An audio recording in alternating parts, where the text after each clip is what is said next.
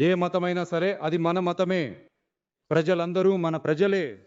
ఇందులో ఓటు వేసిన వారు, వేయని వారు అనే వివక్ష అనేది అస్సలు ఉండదు. ఇది అందరి ప్రభుత్వం. ఇది సామాన్యుల కోసం ఉన్న ప్రభుత్వం.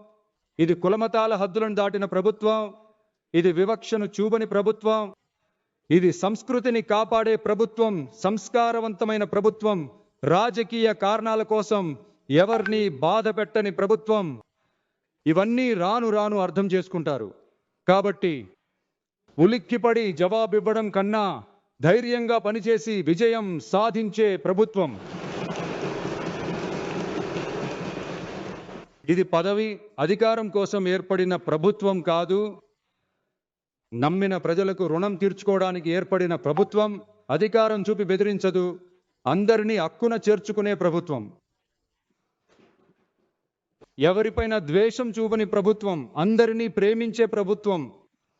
మాకు ప్రజలే ముఖ్యం, ప్రజా సంక్షేమం మాత్రమే ముఖ్యం. అదే మా ఏకైక వైఖరి.